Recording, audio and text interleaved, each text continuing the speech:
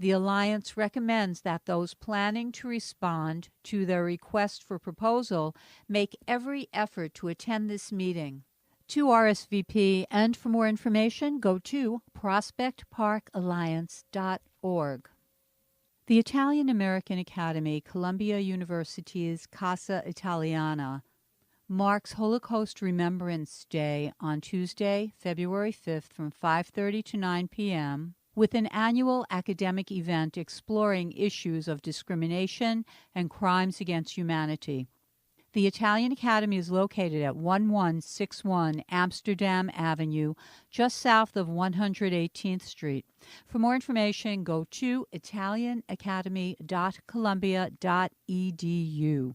This has been your WBAI Community Bulletin Board. If you have an event you would like us to announce, send it 2 weeks in advance to cbb@wbai.org. For WBAI New York, it's Earth Mum. This is WBAI New York, 99.5 FM and WBAI.org online. The previous program was Talk Back with Bob Law, heard Tuesdays at 4 p.m. Thank you, Earth Mum, for those announcements from the Community Bulletin Board. Stay tuned for Revolutions Per Minute, RPM, coming up. It is now 1 minute past 5 p.m. Stay tuned.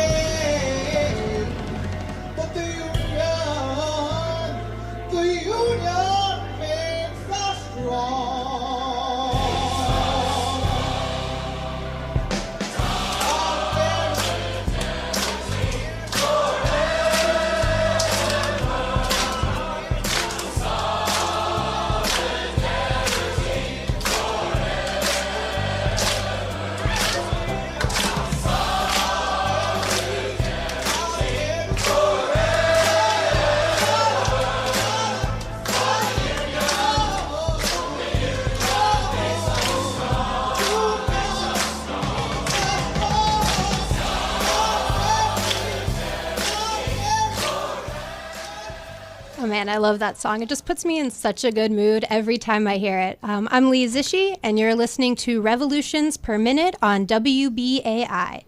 Today we'll be covering the headlines from a socialist analyst, and then we'll be talking about the important electoral landscape in New York City in 2019.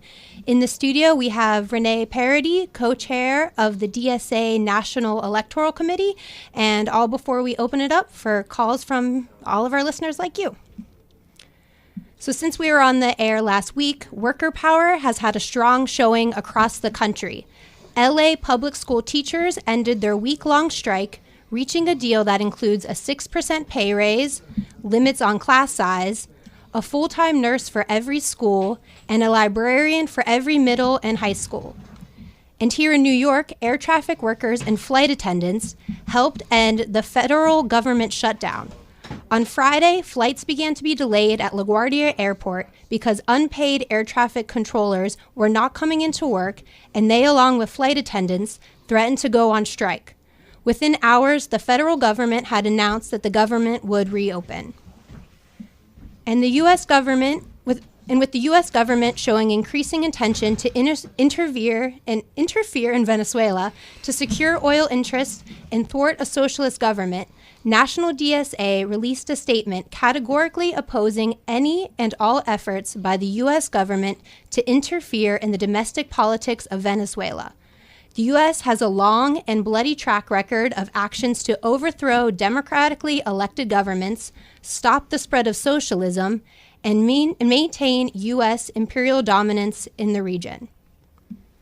With the IDC gone, New York State has started off the legislative session by passing a flurry of bills, including the New York DREAM Act, which offers undocumented students access to state financial aid and scholarships for higher education. They also passed the Reproductive Health Act, which updates New York State's abortion laws to protect and expand women's reproductive rights. Additionally, the state legislature passed New York City DSA member and state senator Julia Salazar's first bill, the Comprehensive Contraceptive Coverage Act. And today on the show, we'll be talking about the incredible electoral work that New York City DSA has done, which led to the election of Senator Salazar. And just to kind of break down for folks how we run this show, we have a couple people who are in the studio all the time, but we're actually made up of an amazing team of comrades who are not only going out there and getting sound and reporting from the important grassroots organizing that DSA is doing, but we have kind of co-producers who lead the way on those shows. And so for today's show on electoral work, we have Johnny Sagan in the studio.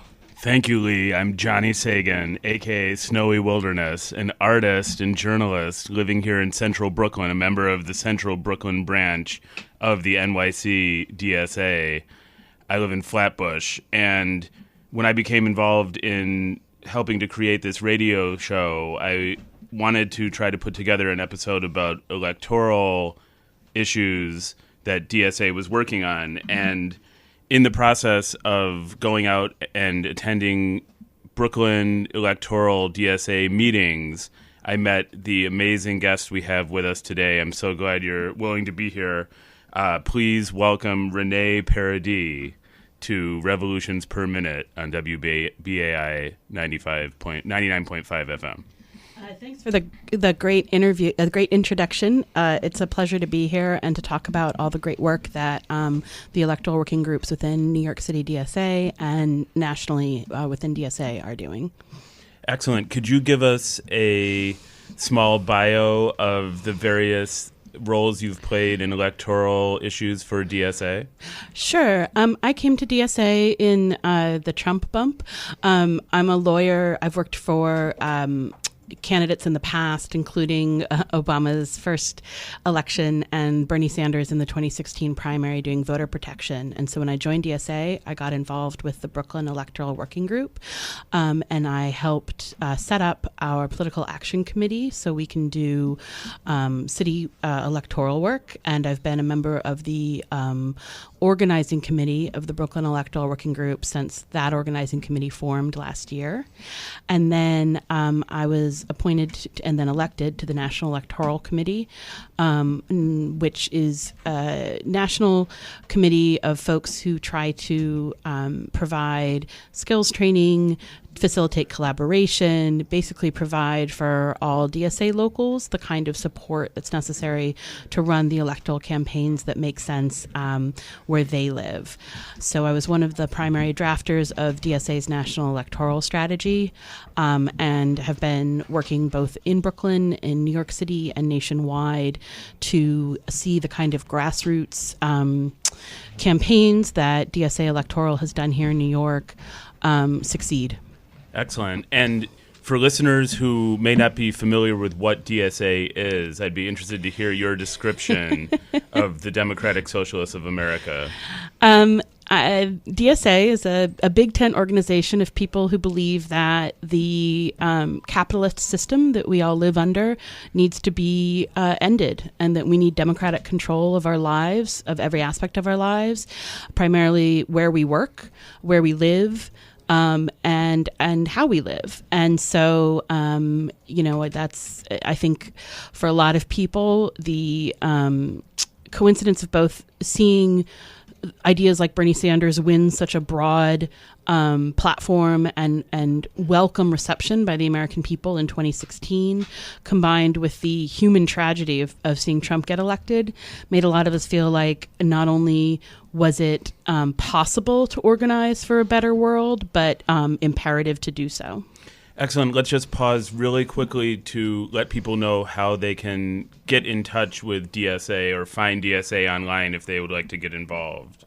So the NYC-DSA website is socialists.nyc, and the national DSA website is dsausa.org.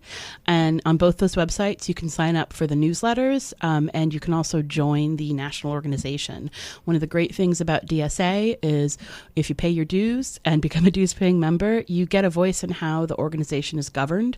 You can vote in local and national elections to determine who leads the organization. You can come to meetings and talk about what you'd like to see. DSA is only as strong and as well governed as its members participate in and make it so. We definitely, I think, do model the democratic governance in DSA that we'd like to see in all aspects of our lives. Excellent. And before we go into a quick station break, thanks for being on the show. We have a great show prepared for you all today about electoral issues for 2019. And just very quickly, what would you say is the buzzword, the byword for electoral in 2019 for us? I'd say it's preparation. Excellent. You're listening to Revolutions Per Minute on listener-sponsored WBAI in New York, broadcasting at 99.5 FM and streaming on all podcast platforms at Revolutions Per Minute.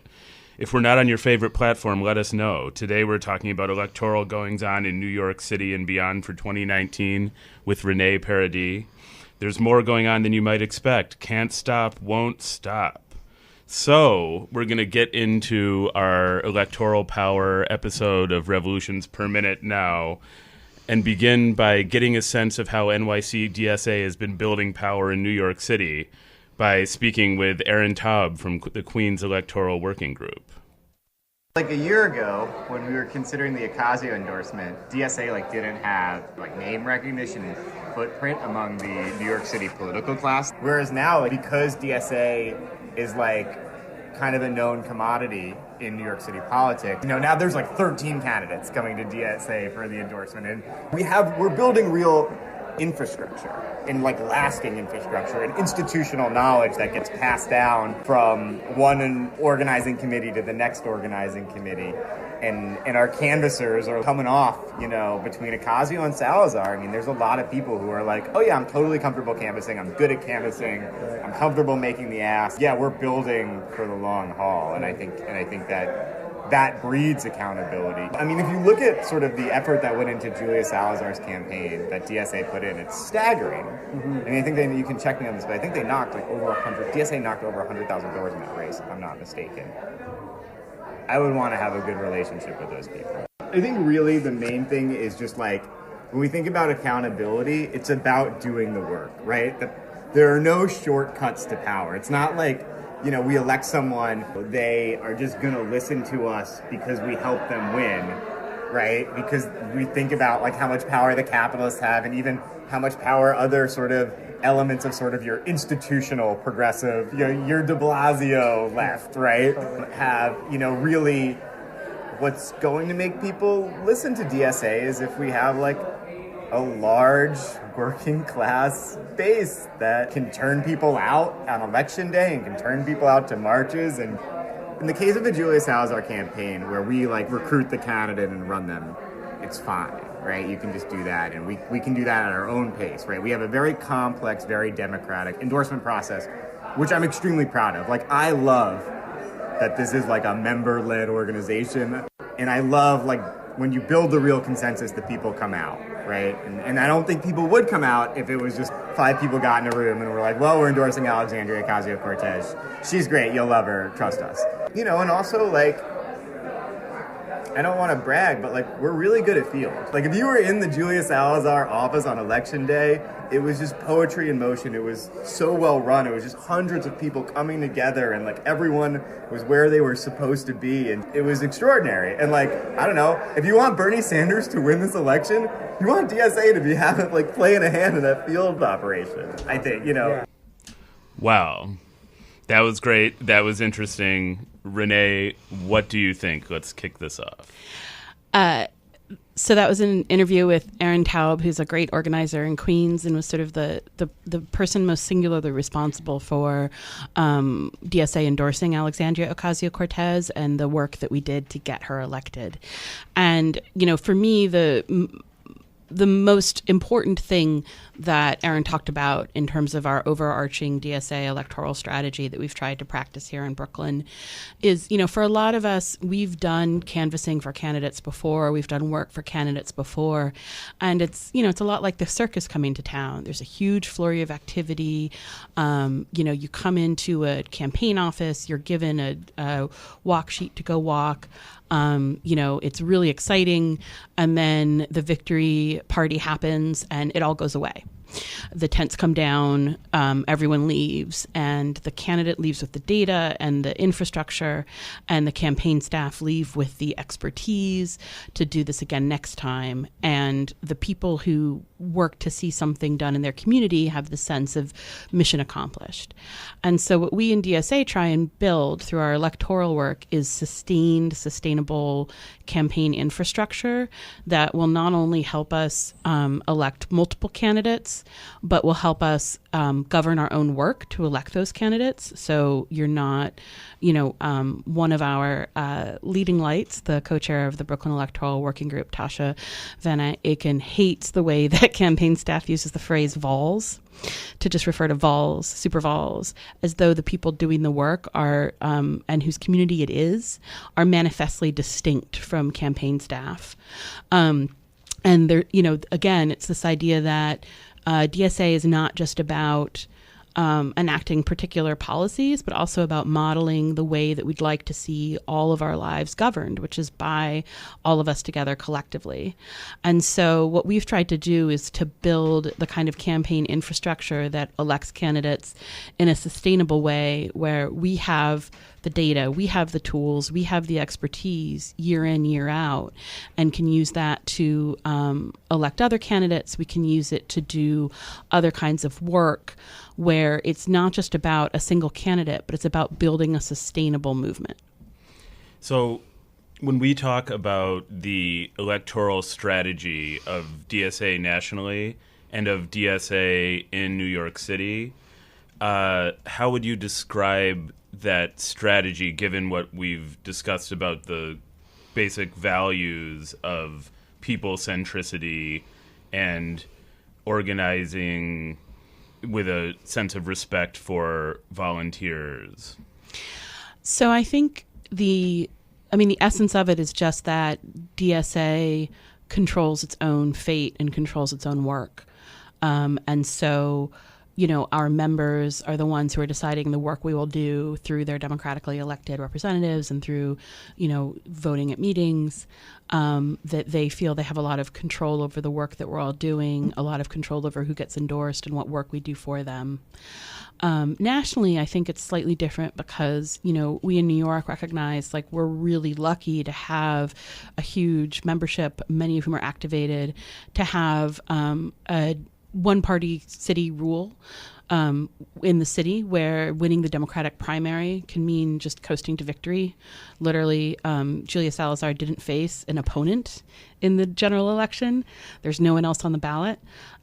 So it's, in some sense, we've created a strategy around who we recruit, where we run, that's really dependent on our local situation. And so with the National Electoral Strategy, it's really important to all of us who worked on it to make sure that we accounted for local variances and local conditions, and said the important thing is that each chapter of DSA, whether they're in smaller rural areas where you're dealing with red state politics, or places like Seattle or Minneapolis, where there is ranked choice voting, that there's not a one-size-fits-all rule, but instead a rule that each local gets to sort of control its own destiny, again, where the people who are doing the work get to decide what makes the most sense for them in terms of electoral work.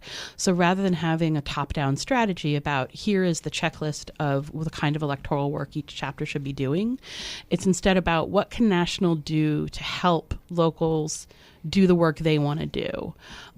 What kind of skills can we teach and transfer from either people who come into DSA with those skills already in place or people who learn those skills through the work they're doing, right? So if a chapter is starting to do electoral work, what can we do to connect them to people who've already run a field program, who've already done communications, who've already had to deal with, how do you deal with red baiting or, all the kinds of things that our candidates face in particular. And so that's really been our focus on the National Electoral Committee is providing locals skills and resources in terms of those kinds of collaborations. And I think that many people are curious about the possibility of more socialist candidates emerging in New York City for other offices. And at the same time, there are many people who, it might be fair to say, are more focused on specific issues that they would like to see addressed legislatively. So in that interplay between candidates and issues, how would you say DSA can strategize to minister to the needs and concerns of its members and of the working class that is our constituency? So I think, within electoral, I would say most people are fairly cognizant of the fact that it'll take a long time to slowly replace the entire elected leadership of New York City and state with socialists. And so the question is, how do you elect people in a way that builds a movement? And that's, I think, where a large part of the sort of keeping the data and infrastructure strategy that we talked about comes into play. And I think, we're about to hear after the station break some audio from a Canvas project that Electoral is working on right now with our housing working group, where the rent laws in New York, the rent stabilization laws, are expiring this year and have to be renewed by the new legislature.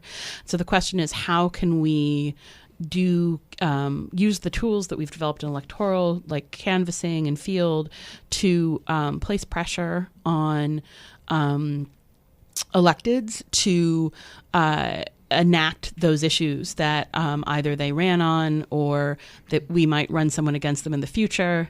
I mean, of all the jokes about politicians, I think the truest one, right, is that, or not joke, but saying is that, they're mostly concerned with keeping their jobs. And so if DSA comes in and says, look, we have X number of members in your district, if you don't vote our way on this, you're going to get primaried, is, I think, a very powerful thing to a lot of people who are in power, because it's a true threat to that power. And so I think we're always really conscious about how to use issues in our electoral work, right? I mean, Julia ran on universal rent control, right? That was a huge part of our campaign. And in fact, one of the things we used on the doors was she doesn't take any money from real estate, any money from PACs. It was a big thing that Alexandria ran on as well. Just again, connecting our electoral work back to the other issues that DSA is working on. Thank you so much, Renée Paradis from DSA NYC. You're listening to Revolutions Per Minute on listener-sponsored WBAI in New York, broadcasting at 99.5 FM and streaming on all podcast platforms at Revolutions Per Minute. If we're not on your favorite platform, let us know. Today we're talking about electoral goings-on in New York City and beyond for 2019. There's more going on than you might expect. Can't stop, won't stop. And later on, we're going to be having questions for the audience to call in on our request line, on our questioning line. Here are the two questions. Canvassers out there, tell us your experience working on political campaigns, and what would you like to see NYC-DSA electoral work on next?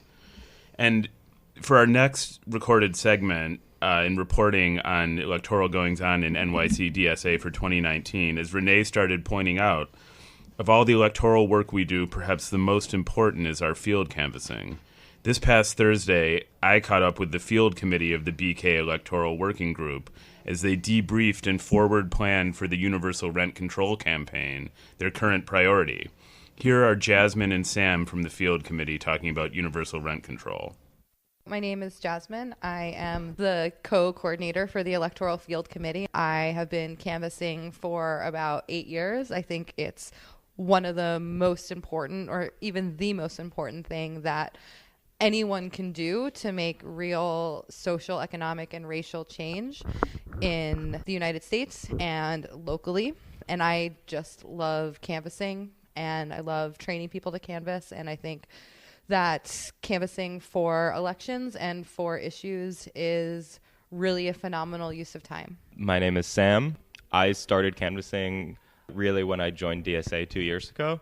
I had canvassed for Democrats in college before, and I hated it. And the DSA approach to canvassing and the way volunteers are treated is much more respectful and much more cognizant of movement building. And it's been a really inspiring way to connect with both my comrades in DSA and my neighbors in New York City. One thing that we're working on in between electoral campaigns is a really awesome housing campaign. Right now, we have rent stabilization laws that keep certain apartments rent stabilized, meaning that people can not be kicked out of their apartments and their rent can only go up a certain amount each year. Right now, in 2019, these rent laws are actually up to expire, and they need to be renewed. So the Electoral Committee and the Housing Committee, we're working to make sure that these laws are not only renewed, but stronger than they have been before. Our goal is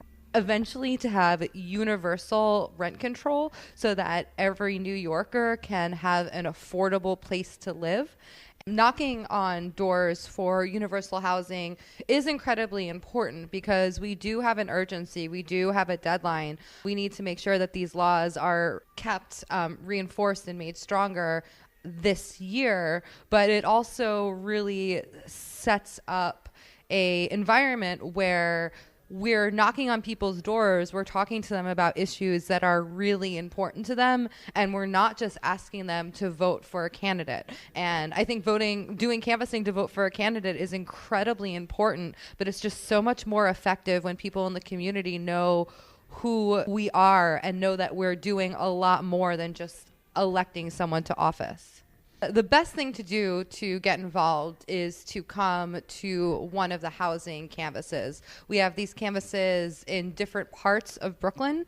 They are Tuesdays for Tenant Tuesdays. Right now they're bi-weekly, so we're doing one this coming Tuesday, which is January 29th. The one after that will be February 12th, and soon we're going to start doing it on a weekly basis. And one thing that's really cool about this campaign is we're collecting information from people who think that housing is really important, and we're actually following up with them the next day. We're sending them an email, we're giving them a call, so that we're really, really organizing the community in general. And we're back. Revolutions Per Minute Radio on WBAI 99.5 with your co-hosts today, Johnny Sagan, a.k.a. Snowy Wilderness, and Lee Zishi. And our guest is Renée Paradis from Brooklyn and National DSA electoral circles. And we just heard from Jasmine and Sam of the the Brooklyn Electoral Field Committee about the Universal Rent Control campaign. Renée, just to be clear for those who are listening who are probably excited to hear that DSA is working to try to inaugurate universal rent control, what would be the strategy going forward once the base for this issue has been so well organized by our dedicated field canvassers to actually ensure that the rent laws are changed in June in favor of New York City renters? Excuse me. So, I think the traditional ways of pressuring legislators are going to come into play there, where, you have just letting the legislators know that people in their district are activated about the issue, whether it's, actions at people's district offices or, communicating with the legislators via phone or email or lobbying days or, all the traditional ways of letting people know that they're being watched by their constituents very eagerly on this issue, and not just their constituents, but by DSA. And to be clear, our constituent adversaries in this fight are the real estate and rentier lobbies, are they not? I wouldn't call them constituents. Right. I mean, it's basically people versus money. So how do people prevail over money? I mean, they have the plant, but we have the power. Yes. I think that, money helps politicians win elections, but it's no substitute for an organized, activated base. And so our challenge is always to activate and organize our communities to oppose money. And I think it's winnable. I think the two victories that NYC-DSA had last year show that you can beat all the money in the world if you have enough people. Just wanted to quickly interject for our listeners. The WBAI listener call-in line is 212-209-2877. So if you would like to discuss universal rent control and other electoral issues we're discussing today, please do. I wanted to talk about personal experience with canvassing, both yours and our co-host Lee Zishi. What would you guys tell people who are considering joining a canvass about what it feels like to go out and canvass for these issues that can seem lofty but also have such nitty-gritty importance to our lives? Yeah, it terrifies me, and I've done it so much. I was a field organizer on the Obama campaign, and, this was in very rural, conservative, Western Pennsylvania. And every single time I was so nervous to knock on that door. And almost every time I actually had a conversation with somebody, it was a really great experience. But kind of what Renée said with these campaigns, I thought that this was grassroots organizing. And it was actually Zephyr Teachout that kind of pointed out to me that the Obama campaign wasn't grassroots organizing, that there wasn't decision making being done by the people. And then what you saw in that platform is, after the campaign, OFA was giving out unicorn statues to climate deniers. So there wasn't actual policy follow through. So I think that's very exciting that we're seeing candidates elected at DSA that then are accountable to the people and continuing that grassroots theme going through. And I wanted to ask either of you if we've heard specifically from Julia Salazar's office in recent weeks about the status of her pursuit of better rent laws in June. Do either of you have an update on that? At our last Brooklyn electoral meeting, we heard from her chief of staff, who came in and gave a summary of the bills that they're, interested in supporting and working on. And, they're continue to be strong supporters of universal rent control and of a lot of the progressive housing legislation that's surrounding that issue. Absolutely. And I know that there are several other issue-based canvassing campaigns that DSA has engaged in recent years, and I was wondering if we could potentially list some of them for our listeners and kind of show how they correspond to the structure of working groups that we have in NYC-DSA, just so people could get a sense of issues they could get involved with. I mean, I know that the New York Health Act is one big issue that we've canvassed a lot for, as is universal rent control.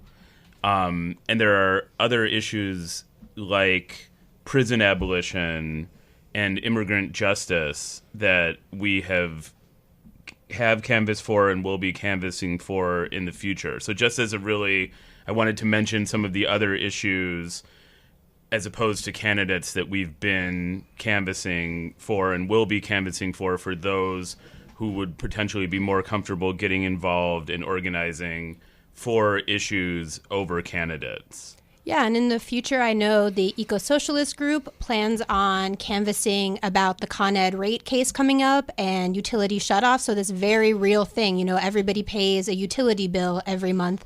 and talking about how we don't want that money to be going to more and more fossil fuels. So it's this very real thing of people getting their bill shut off that you can talk about on their door, and not just a candidate. Absolutely. And I think now is the time in the show to discuss the fact that even though 2019 may seem to be an off year in many people's estimation of the electoral calendar, here in New York City, we actually have several high-profile and very important electoral races coming up for us to be concerned with. There's a public advocate's race that it's difficult to know how well it can really be applied to the movement building and to the issues that DSA is pursuing. And there's a race for Queens District Attorney. So, Renée, what would you say is the relevance of the few offices that are coming up in New York in 2019 for the building of DSA as a movement? Well, we had a forum for the public advocate candidates earlier this year and decided not to endorse anyone. And I doubt that will change for the November election, but it might. What was notable about that was that we got, about 10 candidates who came in to actually seek DSA's endorsement. So it was definitely seen as something valuable that people wanted. So that was pretty gratifying. And then we're about to hear, I think, 2 audio segments on the DA race in Queens, where the Queens Electoral Working Group has been putting together some work on that race. That's right. For our next segment, we zoom in on an important race for local office, the Queens District Attorney position, which is up for grabs in 2019. As you may know, district attorneys wield incredible power in the administration of justice in this city, quote unquote, over justice, and their politics can have an outsized effect on citizens who find themselves in court. We spoke to Zohran of the Queens Electoral Working Group at the District Attorney Candidates Forum they held 2 weeks ago. My name is Zohran. I think now it's becoming clearer and clearer to candidates across the city, but especially in Queens, that DSA can have a critical impact in someone's electability and someone's viability. And so people who previously thought that they might not be able to run a winning campaign all of a sudden become viable.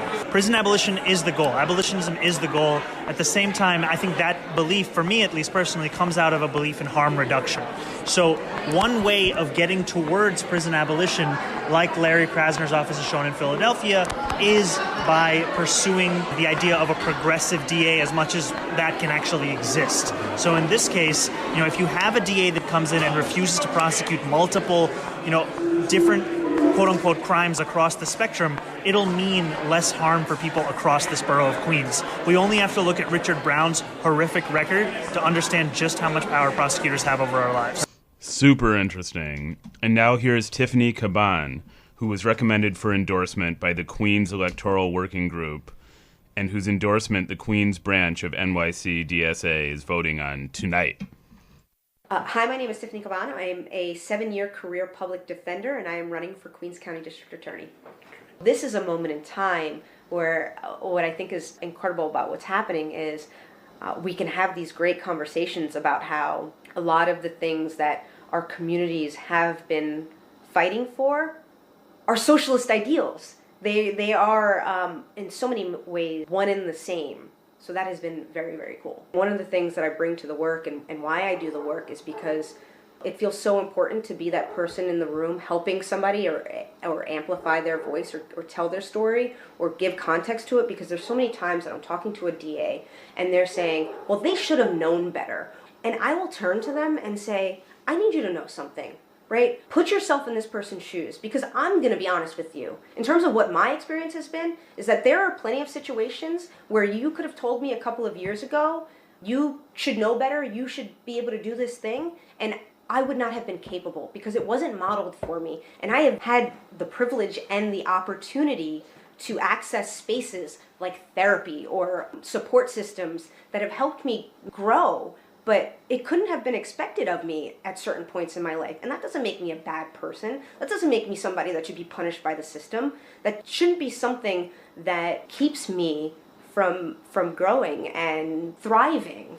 And so really for me, that's why I do the work. Crazy story. I had a colleague, and there's so many stories, but I had a colleague who had a client whose bail was set. They went to trial on the case, so the client was in the whole time, and they found out just before the trial that a court had adjudicated, a jury had found that this officer was guilty of, while he was off duty, pulling his service revolver out on his intimate partner.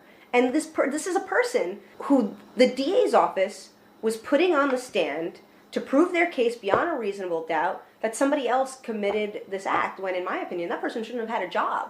One candidate saying ending cash bail actually could increase our incarcerated population, because you can't really talk about ending cash bail without talking about discovery reform and transparency with cop records, and all of those things have to come into play together to have the intended effect of what people think about when you talk about ending cash bail. So when we talk about ending cash bail, we want to release on their own recognizance, right? Release without any conditions in every possible scenario that we can, and then go above and beyond and say, well, what else can we do to support folks to get back to court? There are a whole bunch of alternatives to bail, so partially secured bonds, unsecured bonds, really making sure that we're cutting the private bail bond industry out of the system and getting rid of that middleman, because it really has historically been an incredibly predatory practice and field. So that's certainly another approach.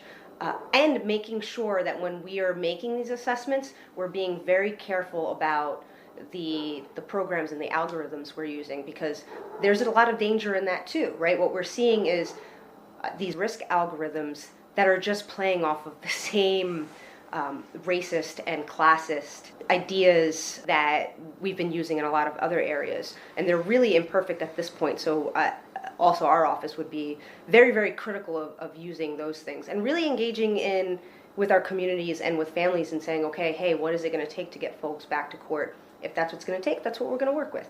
So for example, Richard Brown historically has said, hey, we're not considering immigration consequences when we do our prosecuting. We should not just be considering it, but it should be driving the decisions that get made in the office. We should be making sure that we are keeping families together, that we are protecting them from ICE. And so one of the simple things that we could be doing on the ground is sending a message by saying, we are going to make it so that you don't fear getting picked up by ICE when you do have a contact. We want to divert you away from the criminal justice system wherever possible. But if you are in the system, there are things that can be done, like working with defense attorneys and saying, hey, we're gonna make the recommendation or ask the judge that your client be excused from court. Systemically across the board, we see the problems in all 5 of our boroughs. But there are some problems, particularly in the Queens office, that there are no words. I mean, the failure to protect our immigrant communities in the most diverse place in the country is just not just mind-boggling to me, but heartbreaking. To be in 2019 and still functioning under this law and order, tough on crimes, broken windows policing, it makes absolutely no sense. Even if you're not coming from a place of, I know this to be wrong, it feels wrong, we need to be supporting our communities. Everywhere you look, the research, the data supports it. This stuff does not work. Wow, that was great to hear. I think a lot of people will be excited to hear that there is a DSA member, potentially progressive candidate in the running for this office. Renée, what do you expect to hear from the Queens branch in arguing yes or no for this endorsement, and what are the next steps for the endorsement process? So the next steps for the endorsement process I'll take first, which is that so the branch would have to vote, 60% of the members who are present tonight would have to vote in favor of an endorsement.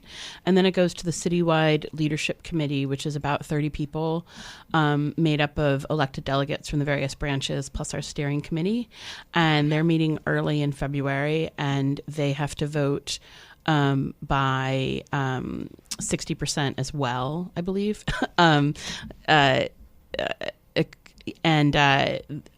So that'll happen in early February. my guess is to arguments. I think from this would be the first time that New York City DSA has endorsed a district attorney, and I think there are fair number of people in DSA who have some concerns about that, which would basically be that the primary role of the district attorney is to prosecute and then incarcerate people for crimes. And obviously, Tiffany's coming from a position of having been a public defender in the past and a sort of radical abolitionist perspective. But at the end of the day, that's sort of the primary focus of the office. As socialists, we face a lot of things every day that we do that make us complicit in systems that we find to be unjust. And, when we endorse politicians, they go into government and are, again, in charge of unjust things. The state legislator is a part of the government that is, empowering the prosecution of people, writing laws that impose criminal penalties, et cetera, et cetera. If we endorse a presidential candidate, they're in charge of the military, right? So the question is, given that DA sort of exclusively incarcerates people and DSA is an explicitly prison abolitionist organization, is it our role to be doing that? I wanted to ask a question about that, just to be clear.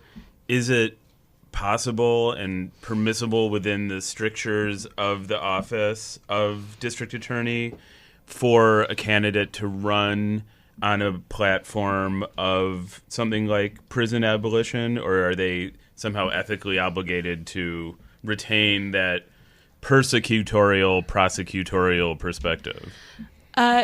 So ethically, the first job of the prosecutor is supposed to be to seek justice. I do a lot of appellate criminal defense in my day job, and I find that line almost to be a laugh line, given how little justice is done in the courts. So I don't think that there's a legal ethical bar to coming in with that kind of perspective.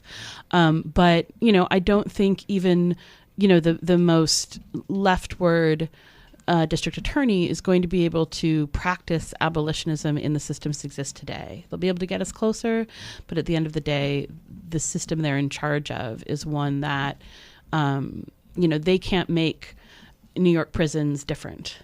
And what do they do if, there's a murderer or a rapist? It's a real question. And just to be clear, tactically, I suppose, the next milestone in pursuing this nomination for Tiffany would be to win a primary that has now been pushed up to June. Is that correct? Yes. All New York State primaries are now happening in June. So getting her on the ballot and then winning the Democratic primary. The incumbent isn't running, so it's a wide open seat. So there have been a lot of folks who've expressed interest. Excellent. So at this time, we're going to open up the phone lines for call-ins from listeners. Our number at WBAI is 212-209-2877. And this is your chance to speak with Renee about what we've been speaking about today. Our question for you today is, canvassers out there, tell us your experience working on political campaigns, as well as what would you like to see NYC-DSA electoral working on next. And this is also our chance to hear from Renee about what she would like to discuss that hasn't already been discussed. So the lines are open to speak with Renée Paradis of NYC-DSA. What have we not discussed thus far that you would like to bring up on this episode, Renee? So, I think one of the things that we've sort of talked about a little bit but haven't gone deep on is why field is so important. And it is because it's the one thing you can do without a lot of money that can always win an election. But it's hard to do. It takes sustained work. And that's why a lot of groups don't tend to do it. Excellent. We actually do have a caller. Caller, you're on the air on WBAI. Hi, good evening. I did canvassing many years ago for NYPIRG and for St. Fries. This is, in the early 80s, and It was extremely difficult. Thank you. Yeah, I mean, as I said, it's extraordinarily hard work, but I think it's the only way to effectively organize our communities. And so, for me, I don't like doing it. And I started doing it only because it's so important to DSA and DSA's model.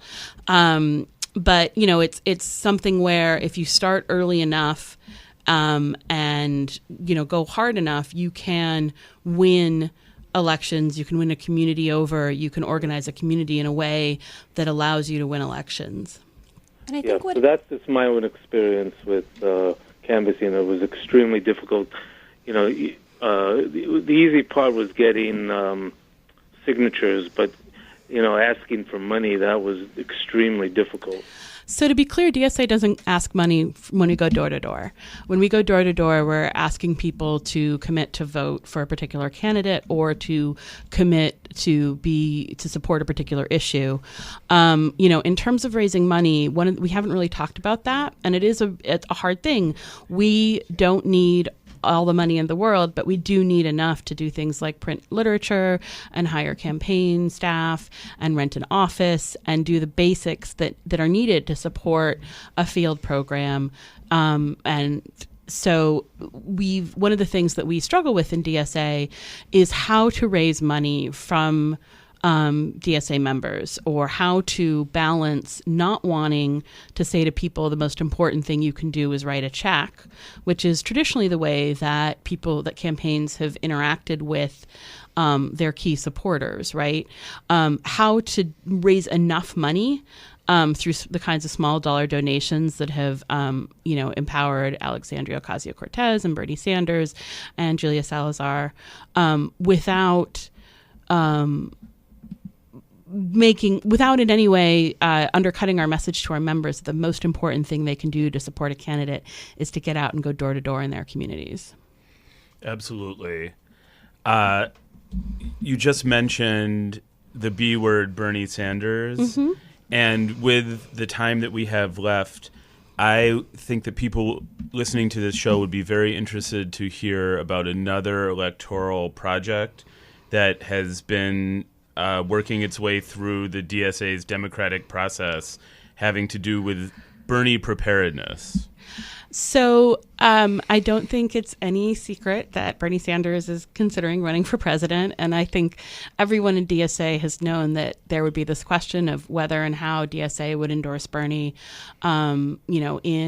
for the 2020 primary. So much of our growth is ascribable directly or indirectly to the Sanders campaign. And so what we've been working on, when I talked about field, I talked about the importance of starting really early. That, if you're in the field 6 months before an election, you have a real chance to talk to enough people to go door to door to really, get people engaged, get people activated, get people organized to win an election. And so it's been really important for DSA. I think it's really important for us to be prepared for when and if Bernie runs for president. And so in New York, I and a bunch of other folks, mainly from the electoral working groups, have drafted a proposal for our citywide leadership committee that basically would say if National endorses Bernie Sanders, that working on his campaign would be a citywide priority for NYC-DSA, and sets out the field plan basically for the kind of work we would do and how we would do it. The new challenge for us would be that it would be a true citywide campaign.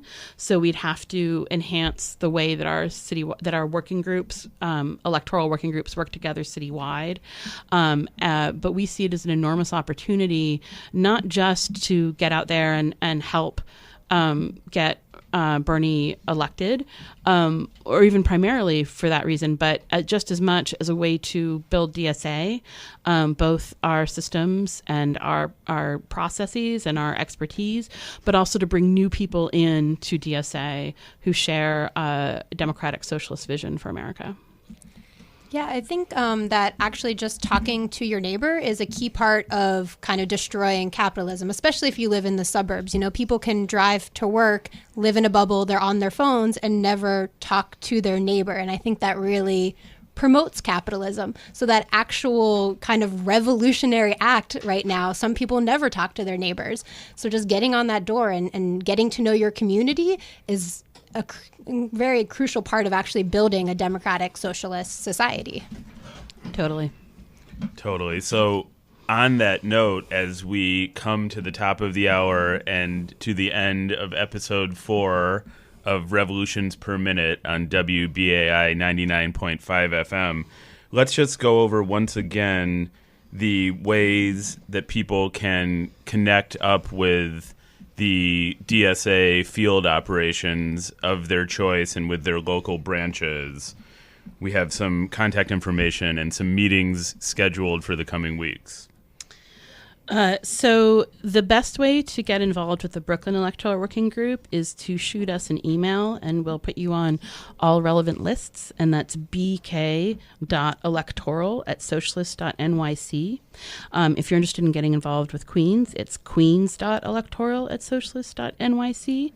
And our next general Brooklyn Electoral Working Group meeting is going to be on February 7th at 7 at Repair the World NYC. But if you email us, we'll give you further details on that. And just wanted to mention that it's nice to know that even as we speak, there are 2 great acts of DSA democracy with regard to electoral pursuits that are happening tonight. Tonight, the BK Field Group is actually canvassing for universal rent control in Crown Heights, and the Queens Electoral Working Group is meeting to deliberate about endorsing Tiffany. And I also wanted to remind people to follow us on Twitter at NYC-RPM. Thank you very, very much. And thanks to our wonderful engineer, Acid Reg, at WBAI. And we will speak to you soon.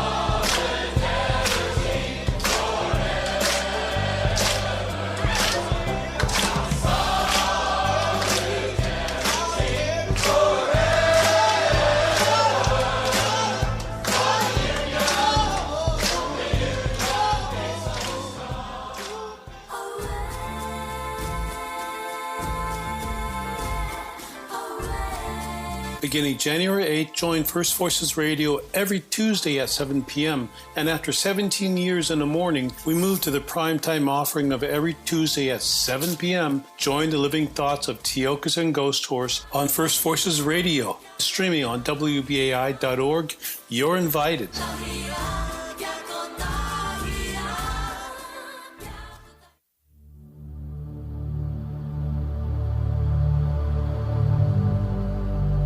The next episode of Ecologic, Ken Gale and Donna Stein bring you energy expert Lindsay Arden explaining smart meters, attorney Michelle Lee telling us how environmental groups are fighting Cuomo taking over $7.5 billion from New York families, and we'll have pipeline activists from the recent necessity defense trial. All in the next Ecologic, Tuesday, January 29th at 8 p.m. right here on WBAI, New York, 99.5 FM and WBAI.org.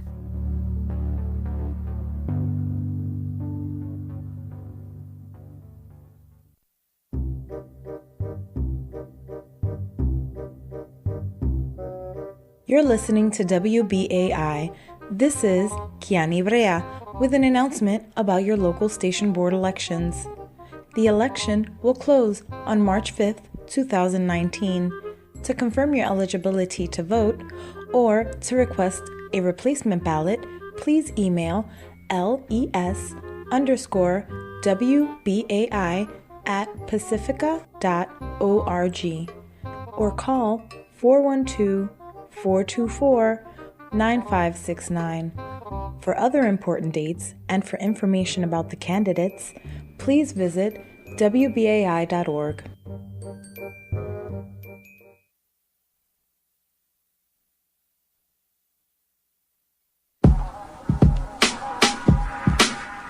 This is Bob Law, inviting you to join us for the first in a series of community forums being broadcast live here on WBAI. It's Saturday morning, February 9th at 11 a.m., broadcast live from Mist, Harlem, 46 West 116th Street. Doors open at 10:30 a.m. Now, one of the issues to be addressed is a black political agenda needed, or will the blue wave serve the interests of black Americans? And let's understand why black women's organizations are beginning to say, respect us. This is a really important community forum, and we're looking for you on Saturday morning, February 9th at 11 a.m. Join me and noted R&B singer and activist Allison Williams as my co-host, live from Mist, 46 West 116th Street in Harlem, and broadcast live right here on 99.5 WBAI. On Tuesday, January 29th at 10 p.m., Sugar in My Bowl presents a memorial broadcast dedicated to pianist, composer, producer, and Pan-Africanist Randy Weston, originally aired in 2010 in celebration of the 50th anniversary of Uhuru Africa and the release of Africa release of Africa release of Africa release of Africa release of Africa release of Africa release of